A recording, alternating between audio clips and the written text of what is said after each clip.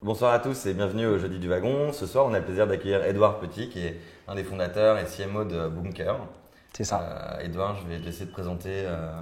On a en gros une demi-heure où tu nous parles un peu de votre histoire, un peu d'où vous venez et tout, comment vous êtes construit. Mhm. Puis derrière, on a des questions dans la classe, et puis après, on prend une bière ensemble, Ok, si tu veux rester.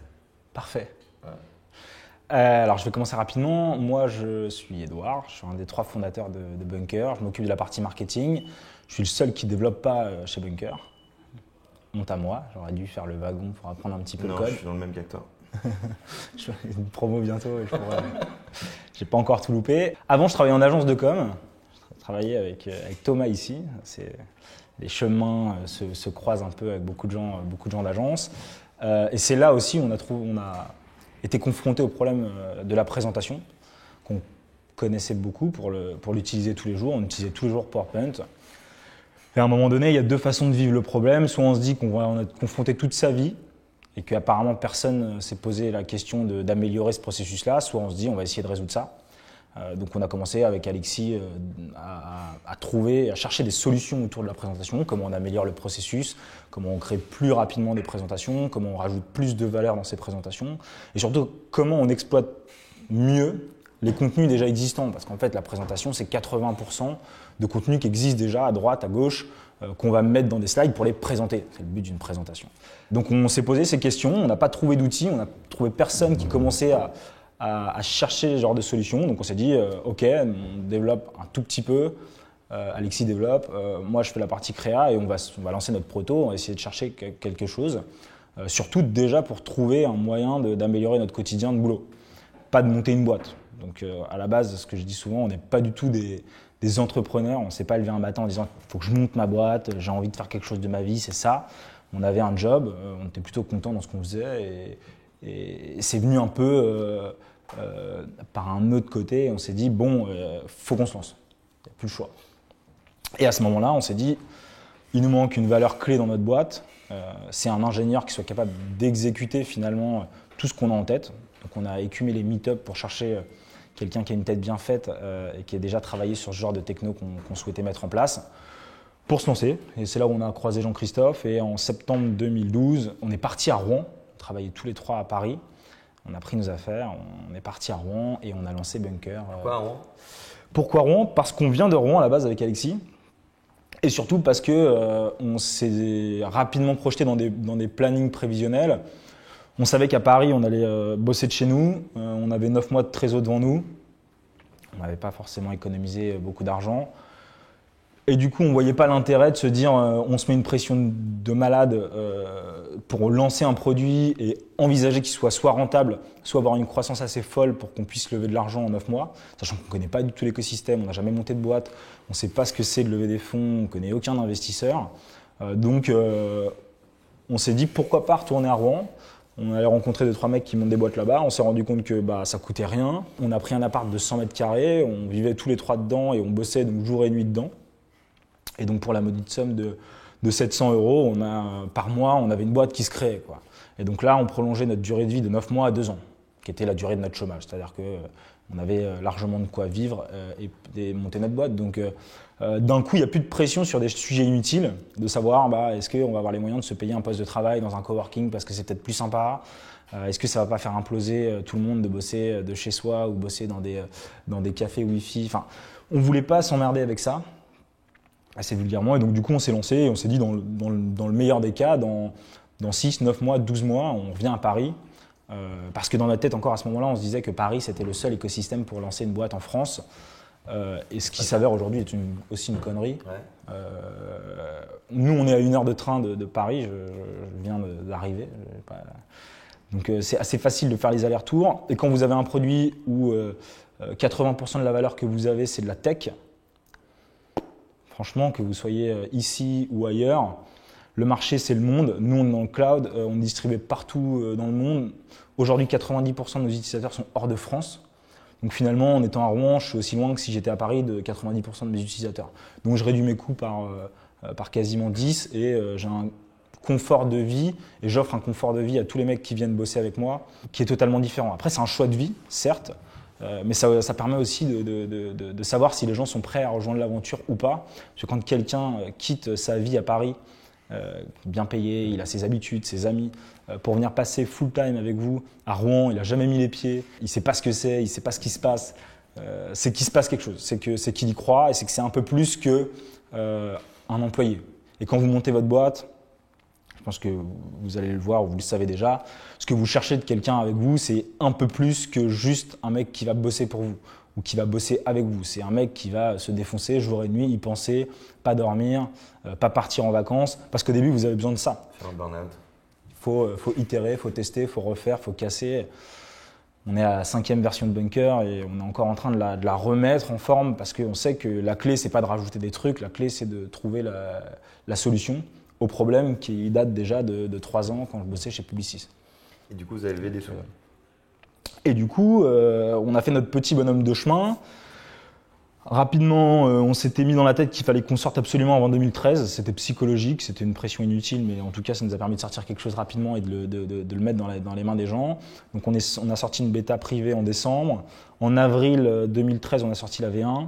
Et après, on a commencé à avoir une croissance d'utilisateurs assez importante. Beaucoup de presse, notamment à l'étranger. Et donc, assez spontanément, et c'est peut-être l'énorme chance qu'on a eue, il y a pas mal d'investisseurs, de business angels qui nous ont contactés pour voir un peu ce qui se passait. Et là, on a eu un petit peu notre momentum et on a levé des fonds. Alexis est parti en levée de fonds entre fin septembre à janvier. Et on a annoncé notre levée en mai, puisque après, il y a des process légaux qui sont un peu longs, qui traînent, des négociations, des choses comme ça. Ça s'est fait assez rapidement. Assez paradoxalement, c'était quelque chose de très, très, très, très, très dur. Très complexe, on a failli mourir 2 fois, je pense, à peu près, dans ces 6 mois-là. Parce que plus on avance, plus on voit ces 2 ans arriver. On se dit, ok, finalement, on avait fait le choix de recruter quelqu'un assez rapidement parce qu'on voulait accélérer la croissance de la boîte, plutôt que de garder cet argent pour tenir 2 ans. Donc on voyait notre échéance arriver à son terme assez rapidement. Et donc là, c'est des situations qui sont un peu délicates à vivre, mais qui sont aussi bénéfiques parce qu'on repose bien les bases de son projet, pourquoi on s'est lancé, pourquoi on a fait ça, pourquoi on y croit toujours, est-ce qu'on y croit toujours, est-ce que les mecs qui sont à la boîte y croient toujours. C'est dans les moments durs qu'on voit si ça marche. J'en suis convaincu et c'est ce qui fait que l'équipe est plus forte, je pense aussi. Si vous n'aviez pas levé, en gros, vous étiez mort ? Ah bah totalement, parce que on avait un modèle économique SaaS standard, donc freemium, qu'on a killé aujourd'hui, qui devrait revenir. Et du coup, quand tu fais du freemium, tu es sur 1-2% max de transfo. Ça aussi, c'est des trucs qu'on ne sait pas trop. Quand on ne sait pas, on met 5-10%, déjà ça paraît rien. Mettre ça dans mon plan, on va gagner plein d'argent en fait. Mais non, en fait, il ne se passe pas tout ça. Il y a le churn qui est compliqué à gérer. L'application au début, elle ne fonctionne pas. Tu as besoin de tous ces avis d'utilisateurs pour améliorer l'app. Plus tu mets de barrières dans l'app, moins tu as d'usage. On se retrouve confronté à des choix qu'on n'a pas envie de faire, mais malheureusement, il faut se dire, il faut que j'essaye de rentrer du cash pour prouver le modèle, il faut que j'essaye de rentrer du cash pour aussi prolonger ma durée de vie et m'assurer une petite bulle d'air vis-à-vis de ces gens avec qui on va négocier aussi à un moment donné. C'est plein de sujets qui interviennent.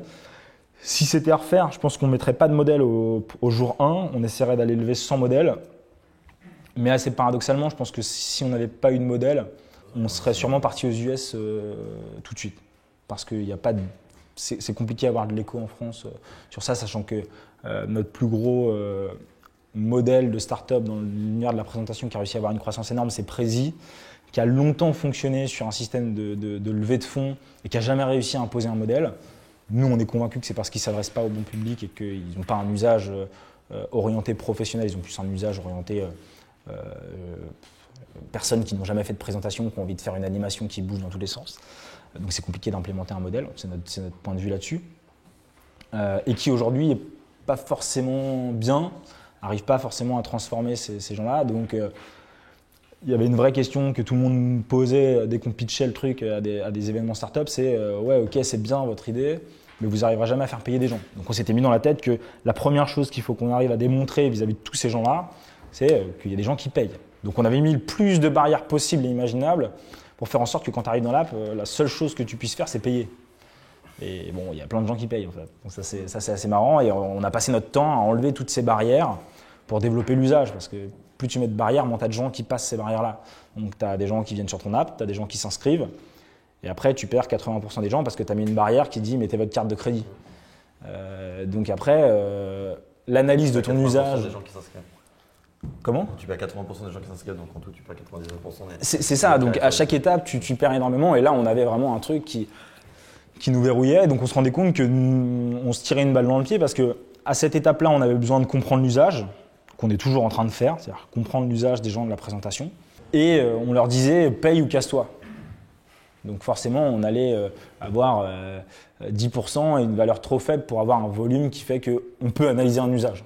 Si vous avez 50 mecs qui font des présentations dans votre app alors que vous avez 5000 mecs qui sont sign-upés, bah, vous êtes un peu embarrassé parce que 50, ça ne va pas vous déterminer un usage. Ce qui vous détermine un usage, c'est 5000, 10 000, 100 000 personnes. Et là, vous commencez à comprendre quelque chose et vous pouvez itérer dans votre app. Avant, c'est que de la suggestion, des idées.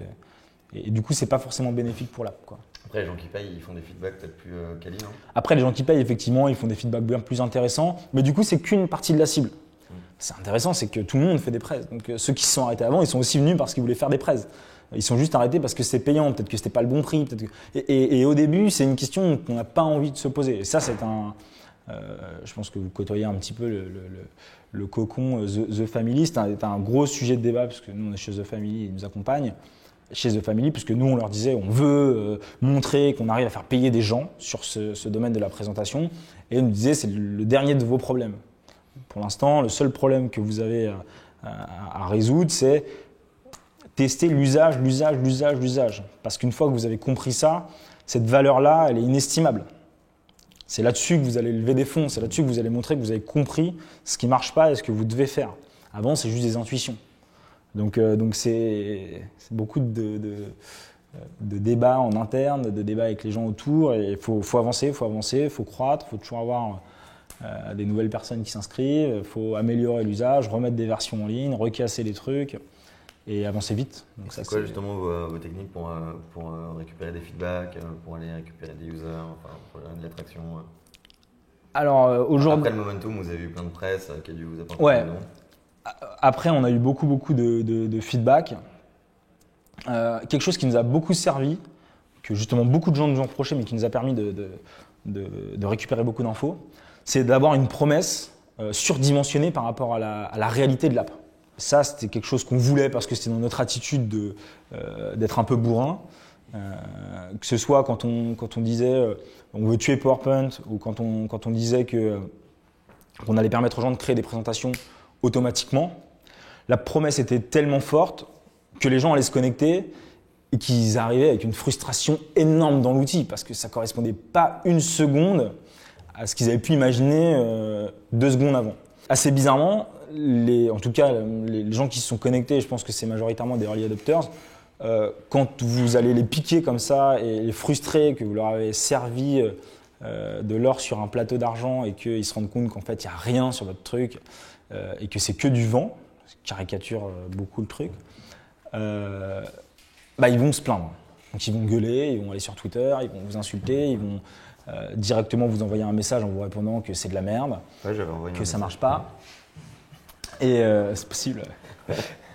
Et en fait ça, contrairement à ce qu'on peut penser, c'est ultra bénéfique parce que cette relation que vous avez créée à cet instant T avec cette personne sur uniquement de la frustration, vous pouvez le débloquer en 1 seconde en lui disant « Non mais ça fait que 3 mois qu'on bosse, laisse-nous le temps. Et surtout, dis-moi, quel serait pour toi l'outil idéal ? Qu'est-ce que tu as eu en tête quand je t'ai dit que tu vas pouvoir créer des présentations automatiquement ?» Et ces avis-là qu'on a récoltés, c'est le trésor de Bunker parce que c'est ce qui a fait que derrière, on a pu itérer rapidement, pas sur des idées qu'on avait, sur des usages que les gens avaient envie d'avoir. Et quand on voit 50 personnes qui nous disent moi, quand j'ai lu le truc, je me suis dit que vous alliez rajouter toutes les applications et que je vais pouvoir mettre tous les contenus qui existent déjà en un clic dans Bunker. Ok, ça confirme l'idée qu'on avait qu'il faut qu'on connecte toutes les applications possibles et imaginables dans lesquelles vous avez déjà des contenus, dans lesquelles vous avez déjà du boulot, dans lesquelles vous avez déjà fait le gros de votre présentation. Et qu'après ça, vous n'avez quasiment plus rien à faire. Par contre, ça, effectivement, ça va être plus compliqué de le faire à 3, dans un garage avec le temps qu'on a. Donc c'est des choses qui vont se mettre au fur et à mesure en place. Ça va se tester par une app, 2 apps. On voit l'usage qui croît sur ce genre de features. Et là, ok, on a déjà quelque chose de plus impactant à les raconter à des gens qui peuvent mettre de l'argent. C'est-à-dire leur dire oui, effectivement, l'application, elle fait pas ça, elle fait pas ça, elle fait pas ça, elle fait pas ça. Là-dessus, on s'est planté, là-dessus, on s'est planté. Sauf qu'aujourd'hui, on a sur les 30 000 personnes qui sont venues depuis 6 mois, 10 000 personnes qui nous disent qu'ils veulent absolument qu'on connecte ces applications-là. Et on connaît la liste et on sait où ça va. Et quand on a connecté une application, on a vu l'usage de ces gens-là croître. Donc, je ne suis pas devin, je ne sais pas si c'est la bonne piste, mais en tout cas, il y a quelque chose à exploiter. Et si c'est ça, et si on y arrive, le truc, c'est qu'on peut peut-être tuer PowerPoint. Ça vaut peut-être le coup. On est sur un marché où il y a 1 milliard de mecs qui utilisent ça tous les jours. Peut-être quelque chose qui va révolutionner la vie de certaines personnes, ou peut-être pas. À vous de voir si vous prenez le risque, c'est votre job. Mais c'est ce genre de discours-là. Et ça, c'est aussi quelque chose qu'on a construit avec The Family et qui nous a enlevé les idées reçues sur la levée de fonds. C'est que les gens qui vont mettre de l'argent dans votre structure, à un moment donné, ils savent que vous n'avez pas eu l'idée révolutionnaire et l'exécution parfaite au jour 1. Sinon, vous n'avez pas besoin d'argent.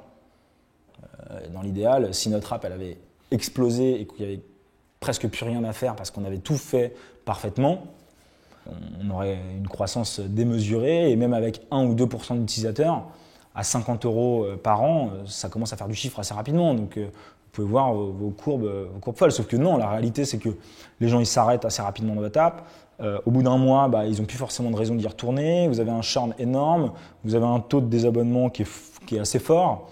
Et que tout ça, c'est à combler. Sauf que ce qui est important, c'est le potentiel, c'est la route et le chemin que vous proposez. Donc, soyez transparents, soyez clairs, dites voilà, on a appris ça. On est tous là pour apprendre. On s'attaque à quelqu'un qui, ça fait 25 ans, qui fait un software, qui ne l'a pas amélioré. Nous, on essaye d'apprendre là-dessus. On essaye de comprendre, on essaye d'améliorer ça. Laissez-nous la chance. Et c'est des gens qui sont optimistes, qui, quand ils vous voient, se disent mais ouais, j'ai le prochain mec qui va révolutionner le truc. Sinon, ils ne mettront jamais d'argent dans n'importe quel projet. Si dès le début, ils disent non, mais c'est le 50 millième fou que je vois de cette semaine. Non, c'est des gens qui, à chaque fois qu'ils entendent quelqu'un pitcher, ils se projettent. Après, ça match pas, ils pensent que vous êtes bon ou vous n'êtes pas bon, ils ont des doutes. Oui, tout n'est pas rose, mais c'est aussi sur ce genre de discours que vous allez créer une relation avec ces gens-là et que vous allez les intéresser à la promesse que vous allez raconter. De la même façon que vous allez faire des promesses à vos utilisateurs et que vous espérez qu'ils crochent à ce moment-là. Donc c'est ni plus ni moins que ça. Donc ça, c'est un gros boulot de pédagogie, de se rendre compte que aller chercher un financement, c'est faire le point à un état 1, expliquer où on en est, pourquoi on est là et quel est le chemin à parcourir demain. C'est finalement juste une histoire qu'on va anticiper. Après, à vous de tourner les pages et d'essayer de faire en sorte que ça colle.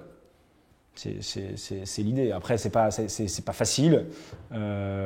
Pour revenir avec un peu l'écosystème de fonds d'investissement en France, nous, on a découvert ça, mais c'est un petit peu complexe. D'ailleurs, sur TechCrunch, l'article de notre levée le raconte assez bien. C'est compliqué de vouloir lancer un produit international en France parce que beaucoup ont la vision de dire qu'il faut lancer déjà en France et se déployer ensuite. Nous, on avait la chance d'avoir déjà une emprise partout et donc d'être déjà plus ou moins international. Donc, il fallait continuer ça.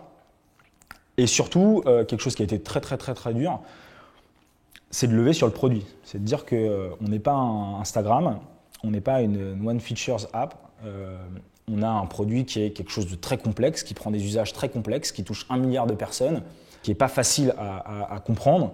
Donc, que là, le besoin de financement, il n'est pas de faire un développement économique. On ne va pas recruter des commerciaux. Le développement qu'on souhaite faire, c'est continuer à itérer sur le produit.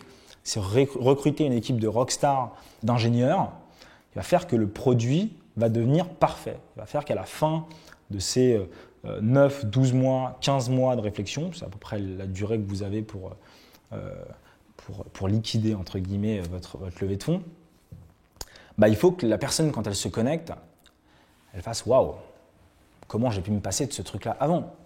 Et que ça y est, elle est déjà changée.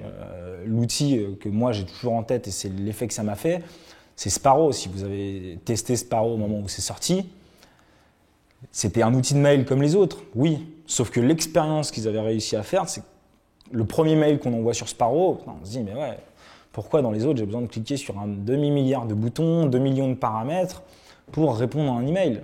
Là, je clique, je réponds, j'envoie, paf. C'est ça qu'il faut qu'on arrive à faire. Par Google. Comment? Ils ont été rachetés par Google d'ailleurs.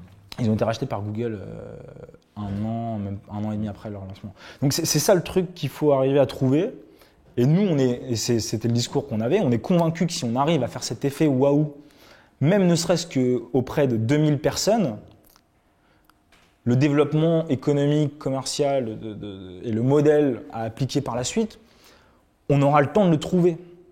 Parce que ça, quand on trouve une solution à un problème qui est fort pour les gens, il n'y a pas de souci, c'est des gens qui vont vous accompagner, qui vont en parler.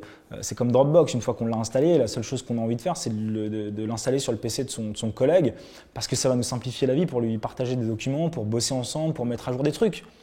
Et c'est ça que vous avez envie de votre app, c'est que les gens en parlent comme ça et fassent l'installation à quelqu'un sans avoir besoin que vous avez des commerciaux partout dans le monde qui disent voilà pourquoi c'est bien et tac, tac, tac, tac, tac. Non. Ce que vous voulez, c'est que les mecs soient autonomes et que le cœur de votre boîte ne pense qu'à une chose, améliorer votre produit tous les jours pour rester le numéro 1 au top de la techno, au top de l'usage, au top de l'expérience. Et en tout cas, c'était la vision qu'on a voulu défendre. Et c'est vrai que beaucoup nous ont dit bah non, ce serait bien que sur un certain montant de la levée, vous consacriez déjà des forces commerciales à du déploiement à l'international ou en tout cas prévoyez un plan là-dessus. Et pour nous, on s'est dit non, moi je vais le faire, ce sera mon job, on va pas arrêter totalement de faire les trucs, mais en tout cas, on n'a pas envie d'investir d'argent, nous, dans ça. On a envie de mettre de l'argent dans le produit. Parce que si on y arrive, il y a quelque chose de très grand qui va se faire. Si on n'y arrive pas, de toute façon, on aura beau avoir le milliard de commerciaux qui va avec ça.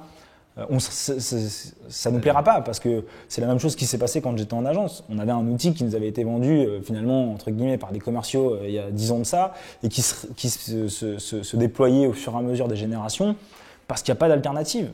Voilà, et qu'en attendant, on fait ça, même si c'est frustrant. Là, on essayait de chercher le petit médoc qui fait qu'on n'a plus mal au crâne, mais vraiment plus mal au crâne. Donc on préfère chercher ça plutôt que de se dire bon bah on va trouver des mecs qui savent bien vendre et qui vont vendre n'importe quel médoc placebo à quelqu'un qui a mal au crâne et il y pensera tellement fort qu'il aura l'impression qu'il a un peu moins mal au crâne. Et c'est un peu l'idée.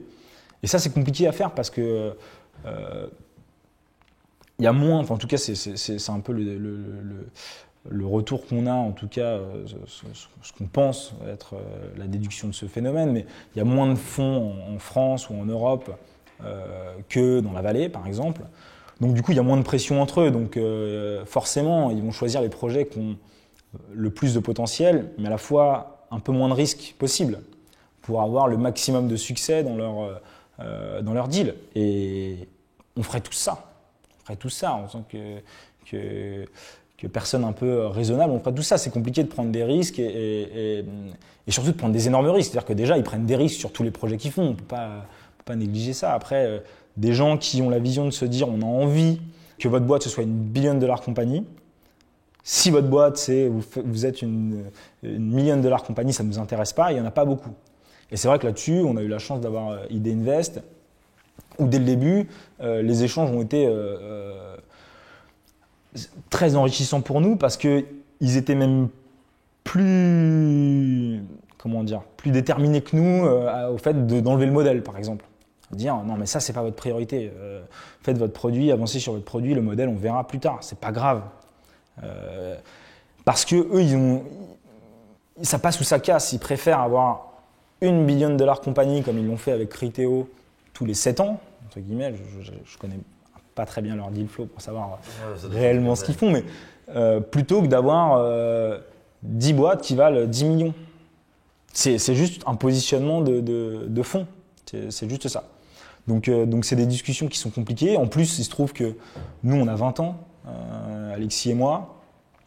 On leur parle d'une boîte tech où il y a un ingénieur associé sur 3 personnes. Voilà, c'est plein de choses qui font que y a des personnes encore qui disent voilà, moi dans ma grille de risque, c'est waouh, les warnings, quoi, ça clignote. Les mecs ils viennent chercher 1 million d'euros, ils ont 20 ans et ils sont en train de me dire qu'en plus, ils vont mettre tout dans le produit et qu'ils ont raison. Donc voilà, je comprends le truc. Après, nous, on était déterminés à se dire, on a tout quitté pour ça.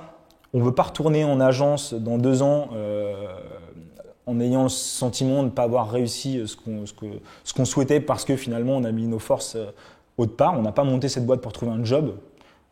C'est vraiment pas quelque chose qu'on voulait faire. Du coup, on s'est dit, on lâchera rien là-dessus. On est prêt à lâcher sur plein d'autres choses, plein d'autres points. Mais là-dessus, on veut vraiment, entre guillemets, le monter à l'américaine et se dire, on met toute notre énergie des 6 prochains mois dans le produit. On doit recruter les mecs qui sont des killers et ça doit faire l'effet waouh. Et si on n'a pas réussi ça, de toute façon, ça va être compliqué la suite. Donc autant prendre les sujets un par un. Et pour l'instant, c'est le produit. Dans 9 mois, dans 12 mois, en fonction de ce qu'on arrive à faire rapidement et à bien décerner l'usage, on se posera la question du modèle. Voilà. Et du coup, quand on est face à des gens qui matchent et qui sont encore pires que nous, en disant non mais arrêtez-le tout de suite, vous me saoulez avec vos discussions de pricing et vos chiffres de clients, là, supprimez-moi cette ligne, avancez sur votre produit. Donc la prochaine fois qu'on se voit, vous allez avancer sur votre produit. Bah, voilà, ça rassure, on se dit ok, on n'est pas fou, du haut de nos 20 ans, on a peut-être eu raison là-dessus, on verra la suite. Donc voilà comment ça se passe. Là, l'étape d'après, ça a été de recruter l'équipe, ce qui est très dur.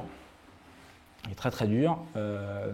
On pense aujourd'hui. Vous êtes combien là? Vous avez combien de personnes? Alors on est monté à 11, jusqu'à 11 avec des stagiaires, la période des stages. Et puis c'était au moment où on avait passé les entretiens de stagiaires, c'était au moment encore où on n'avait pas closé. Donc on s'est dit ça peut être une bonne main d'œuvre assez rapidement. Pas cher. Pas cher. Et du coup. Bravo. Voilà, du coup, là, on va redescendre à 8 en septembre et on va remonter à 9 maximum au cours de l'année. C'est que tech? Que des tech, un product designer.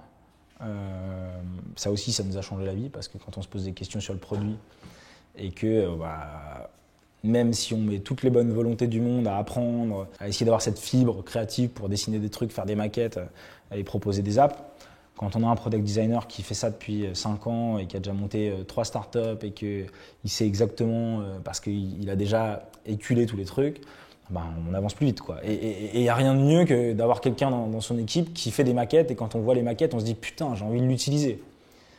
Quand est-ce que c'est en ligne? Je le veux tout de suite. Ça fait du bien. Ça, c'est le genre de choses aussi où c'est assez cool.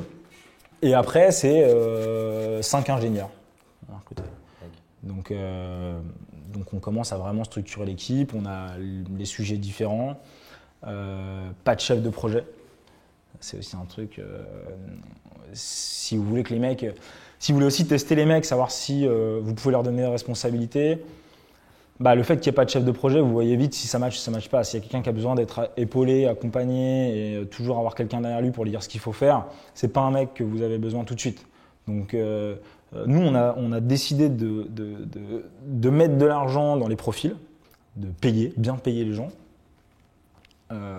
pour qu'on puisse faire avancer la boîte très rapidement et qu'il n'y ait pas 10 millions d'intermédiaires et que tout le monde comprenne l'objectif de la boîte, que tout le monde soit raccord avec les valeurs de la boîte, que tout le monde sache pourquoi il est là et que si quelqu'un dans la boîte n'est pas convaincu que dans 5 ans on va tuer PowerPoint, il y a la porte, il sait où elle est et il peut la prendre tout de suite, il n'y a aucun problème. Il y a d'autres boîtes dans lesquelles ils n'ont pas forcément besoin que toutes les valeurs soient respectées, pas dans la nôtre. Donc ça, c'est aussi un truc qu'on a fait et qui nous a bien servi pour le process de recrutement. C'est que après le moment très difficile de la levée, les hauts, les bas, que Alexis a vécu, parce que c'est Alexis qui a fait la levée, il a perdu beaucoup de cheveux, passant. On a mis au clair les valeurs de la boîte. On s'est dit, ok, qu'est-ce qui nous caractérise, nous, 3, les associés, aujourd'hui? Qu'est-ce qui fait qu'on a passé ce moment dur tous ensemble et qu'on a réussi? Et c'est quoi les valeurs clés sur lesquelles on ne sera pas prêt à faire des concessions par la suite, que tous les mecs qui rentrent doivent respecter? S'il y a un mec qui, même si c'est le meilleur du monde, ne respecte pas une valeur, ça ne marchera pas. Ça ne marchera pas. Parce que, alors les valeurs, il y en a 5. La première chose, c'est qu'on peut juste après, on pose des questions. Ok. La première chose, c'est qu'on est une équipe. super important. C'est l'association d'Alexis et Jean-Christophe et moi depuis le début, c'est qu'on a nos tâches respectives, qu'on est autonome, qu'on sait ce qu'on doit faire, et comme dans une équipe de foot, personne n'empiète sur le terrain de l'autre, et que s'il y en a un qui a besoin d'un coup de main, on va l'aider. Ça paraît bête, c'est pas intégré dans la tête de tout le monde. Il y a des gens qui sont très solo, et ça nous est arrivé de se séparer de quelqu'un qui n'était pas du tout dans cette dynamique-là, qui nous disait moi j'aime bien bosser tout seul, très très bon, un très très bon profil, très doué, très intelligent, qui nous a fait monter en compétences en 3 semaines sur plein de sujets, mais qui ne collait pas avec cette valeur-là et qui du coup était incompris dans la boîte. Et nous, si on a besoin d'un freelance, on prend un freelance. Si on a besoin d'un mec dans l'équipe qu'on veut investir, avec à qui on va filer des BSPCE pour l'impliquer dans le projet, on a besoin qu'il soit dans l'équipe. On ne veut pas qu'il bosse tout seul. Et nous, on prend un freelance. Donc ça, c'est quelque chose qui est vraiment important, qui structure toutes les autres valeurs. La deuxième, c'est qu'on est une équipe de guerriers, parce que beaucoup nous ont traités de fous quand on leur a dit qu'on allait tuer PowerPoint. Nous, on en est convaincus. Et que c'est comme les 300, je ne sais pas si vous voyez le film, ils avaient beau être 300, ils étaient convaincus qu'ils allaient gagner la bataille. C'est pas hyper féminin comme image. Comment ? Vous avez des nanas ? On a eu une nana en stage, on est en train de voir pour la prendre. Elle ressemblait à un Sparte ou pas ? Non, pour l'instant, c'est pas... On aimerait pouvoir prendre des filles dans l'équipe. C'est pas des valeurs qui sont embêtantes. Parce qu'il y a des gens fondamentalement. Moi, j'ai travaillé avec des gens qui sont bien plus 300 que des hommes. De Sparte et je voyais une nana en mode Sparte, un peu balèze. Ouais, ça peut ressembler à ça. Projetez-vous, ça fait un peu l'image. Donc ça, c'est quelque chose qui est fort parce qu'on lâchera rien. On estime qu'on est tous à notre poste, qu'on est bon à notre poste et qu'on a une mission à remplir, c'est de gagner la guerre. Et si on n'est pas là pour gagner la guerre, c'est comme dans des troupes, on n'a rien à faire ici parce qu'on va se faire tuer dès le premier coup. Donc ça, c'est quelque chose d'important. Ensuite, la culture de l'excellence dans la boîte. On estime qu'on n'a pas tous la science infuse, on se remet en cause tous les jours sur ce qu'on sait faire, on demande de l'aide aux autres et on doit s'améliorer. Donc ça, c'est quelque chose qui est important. Si vous n'avez pas vu un film, on a dans toutes nos valeurs, on a un doc et il y a 5 films à chaque fois qui sont identifiés. Celui-là, c'est Hero Dream of Sushi. C'est un chef japonais qui apprend à tout le monde à faire des sushis, qui est le meilleur chef, qui est le seul qui a une étoile. Qui a 3 étoiles le guide Michelin pour faire des sushis, meilleur restaurant de sushis du monde. Et il explique que tous les jours, il apprend un peu plus sur son métier. Il a 80 ans et que personne ne l'arrêtera. Et il apprend cette culture. Il ne peut pas trop le savoir parce que même son fils. Et même son fils, qui a 50 ans, je crois, n'est pas encore prêt à ses yeux pour reprendre le restaurant. Parce qu'il faut être le meilleur. Vous imaginez, vous bossez dans le restaurant, vous êtes le deuxième et vous avez 50 ans, votre père en a 80 et il vous dit que vous n'êtes pas encore prêt. Alors que ça fait 50 ans que vous faites des sushis. Donc ça, c'est aussi quelque chose d'important, c'est que si la boîte, on veut qu'elle grandisse, on doit tous les jours se remettre en cause. Donc ça veut aussi dire avoir un peu de prise de conscience sur soi-même et de relativité avec ce qu'on est, et c'est important. L'autre point, c'est que rien n'est impossible chez Bunker. On ne tolère pas quelqu'un qui nous dit que ce genre de choses à faire, c'est pas possible. Parce qu'à partir de ce constat-là, on ne monte pas Bunker parce que tuer PowerPoint, c'est impossible. Voilà. Donc si à partir de ce moment-là, il y a quelque chose qui est impossible, on trouve une solution. Rien n'est impossible. Des fois, le chemin direct, il est barré. Il y a des solutions tierces. Et c'est pas parce que toi, dans la boîte, tu sais pas faire ce truc-là qu'on ne trouvera pas un freelance. Et ça, c'est pas impossible. C'est juste qu'il faudra trouver de l'argent pour trouver un freelance. Et trouver de l'argent, c'est pas impossible. Donc, tout devient possible à un moment donné, pour ne pas reprendre des mauvais slogans de campagne présidentielle. Donc ça c'est vraiment important.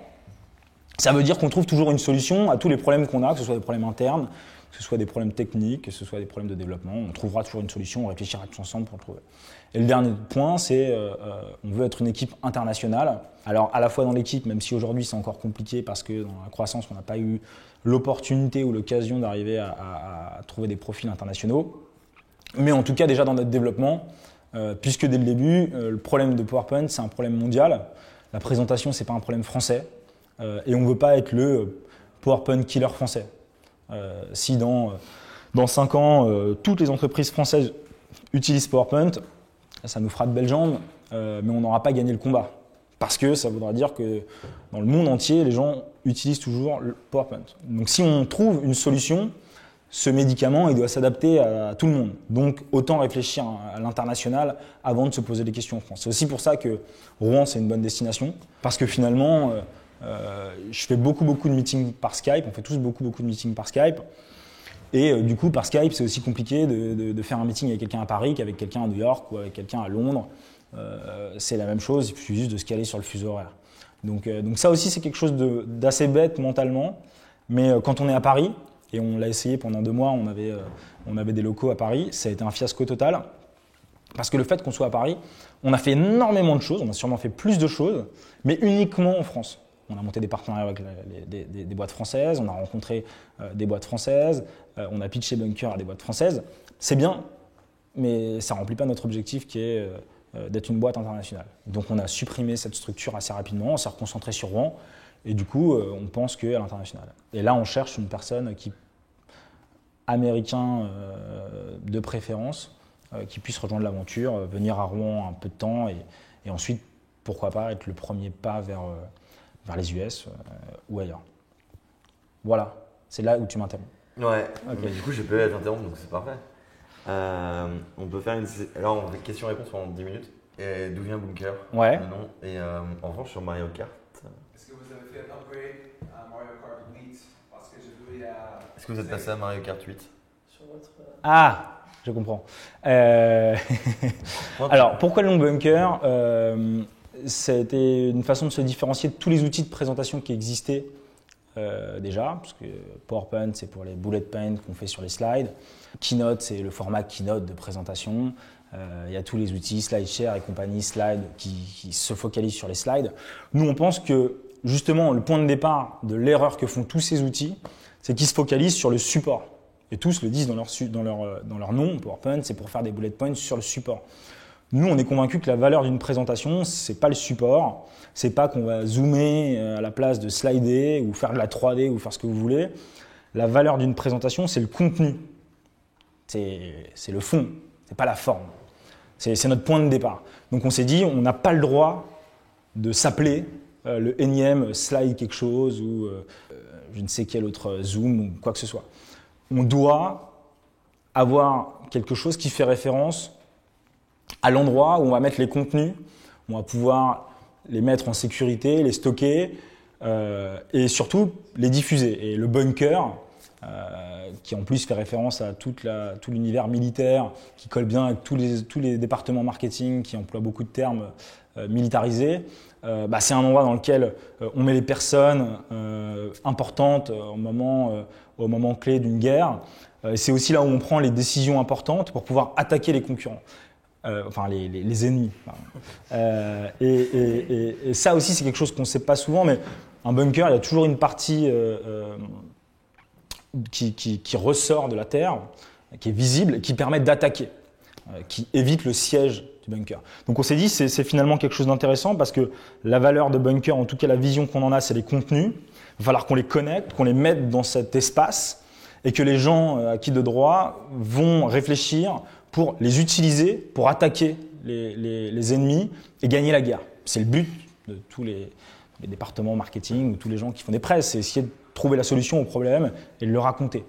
Donc c'était le premier point. Le deuxième point sur... De grosses femmes Spark dans un bunker, c'est très bizarre. C'est ça. Ah, il y avait plein de femmes militaires. C'est un mélange guerrier très étrange. Bref, pardon. Le deuxième point pour les jeux vidéo, si tu veux passer à Rouen, venir voir toute la collection de jeux vidéo qu'on a. Dans nos locaux, il y a plein de photos sur Instagram de nos locaux et de la vie de la boîte, parce que justement on est une équipe et donc il se passe quelque chose, il y a aussi une vie importante. On a dédié une pièce de repos, de réunion, de détente, où on a tous les jeux vidéo possibles et imaginables que tout le monde a ramenés, parce que finalement c'est beaucoup de gamers. Ils n'avaient pas forcément le temps de jouer à la console, donc ils ont ramené la console et sur les télés, ils jouent le soir, la nuit, le matin. Et on essaye de se faire une fois par mois une soirée jeux vidéo où on invite tous les gens qui sont aux alentours de la boîte à venir participer pour venir jouer. Parce que c'est beaucoup de gamers, et c'était une gameuse d'ailleurs, notre stagiaire, une grosse gameuse, donc elle entraînait encore plus. C'est vraiment encore pire l'image que j'en ai. Donc voilà. Très très très bizarre. Yep. Une question, ouais. Après, il y a aussi peut-être un clin d'œil au niveau de la Normandie, hein, j'imagine. Oui. Il y a un énorme clin d'œil au niveau de la Normandie. On a longtemps mis Bunker Made in Normandie. Et c'est assez drôle, c'est que du coup, ça nous a beaucoup servi aux États-Unis parce que tous les Américains savent où se trouve la Normandie. Ils ne savent pas forcément où se trouve Paris, ils savent où se trouve la Normandie. Et j'avais une question, c'était aussi par rapport au choix choisir un adversaire, c'est quelque chose qui est souvent aussi utilisé en politique pour s'élever, ne serait-ce qu'au niveau médiatique, au niveau de cette personne. Et en choisissant comme adversaire PowerPoint, je trouve que ça a permis d'avoir au niveau de la com un adversaire bien défini et identifiable par la presse. C'est ça. Comment est née cette idée du coup de choisir comme adversaire PowerPoint dès le départ et de le communiquer, en tout cas de communiquer autour de ça? Alors ça, c'est un long travail qu'on a fait avant de se lancer. Le premier pitch qu'on voulait faire de Bunker, on a eu beaucoup de mal parce que quand on dit une présentation aux gens, une présentation dans la tête des gens, ça veut dire beaucoup de choses. Il y a juste une présentation de tiens, je vais juste te raconter sans slide ce que j'ai à te présenter. Il y a la présentation d'orateur. Il y a beaucoup du coup de cas de figure et tout le monde a son image propre. Et donc il y en a qui nous disaient du coup vous êtes une société de service qui va améliorer la performance des gens en présentation. Non. C'est un peu compliqué. Et en fait, on s'est rendu compte que quand on arrivait par cheminement intellectuel à expliquer clairement ce qu'on était, les gens me disaient « Ah mais ouais, en fait, vous êtes un concurrent de PowerPoint. Moi, j'utilise PowerPoint pour faire ça et donc j'arrêterai de l'utiliser. » Donc on a dit « Oui, c'est ça. » Donc on ne voulait pas au début s'appuyer sur cette référence-là. Et en fait, spontanément, au début, on ne l'a jamais mis sur notre site avant la V2. On l'a mis spontanément, mais c'était les journalistes qui mettaient ça. Tous les journalistes synthétisaient Bunker au PowerPoint Killer. Nous, on pense que... Comment ? C'est pas vous directement, c'est la presse. C'est la presse qui nous a... Liam, un des premiers, nous a baptisé PowerPoint Killer. Et vous avez déjà été en contact avec les mecs de PowerPoint? Alors, ce que je dis souvent, on a été en contact avec presque tous nos autres concurrents. Prési est venu s'inscrire chez nous, ils ont envoyé des petits mails, ils ont essayé de se faire passer pour quelqu'un d'autre, c'était assez drôle. Et le mec a dit « Ah mais non, mais c'est pas moi, c'est mon... » C'était un fiasco total. On a rencontré les mecs de Google à une conf où pareil, ils sont allés voir Alexis et ont été super gentils en disant « Ouais, allez-y les gars, foncez, c'est marrant, continuez. » On a vu, on n'a pas été en contact avec Apple. Et quand on a vu des mecs de Microsoft, on n'a jamais eu l'occasion de discuter avec eux vraiment et ils ont une attitude assez hostile à notre projet. Donc, nous, ça nous fait marrer. On se dit que si ils pensent qu'on va les tuer, c'est qu'on y arrivera. C'est pas très grave. Ouais, mais c'est aussi peut-être que ça les énerve de lire un PowerPoint Killer partout dans tes classes. Peut-être, mais ça, nous, on n'en est pas maître. Et nous, la seule chose qu'on peut leur dire, c'est repenser votre produit. Si on a, en plus, c'est ça qui est assez drôle, c'est que le point de départ, c'est pas de se dire on monte une boîte pour monter une boîte, ah tiens, il y a un marché qui est énorme, la présentation, et tiens, on va essayer de chercher quelque chose là-dedans. Non, moi j'utilisais PowerPoint tous les jours, pendant 3 ans.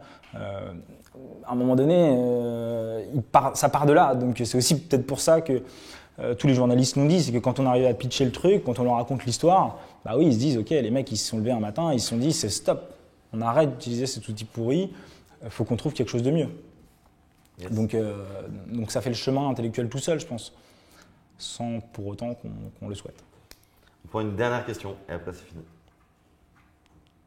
Ou pas. Donc il n'y a pas de questions. Ben, merci beaucoup. Merci à vous.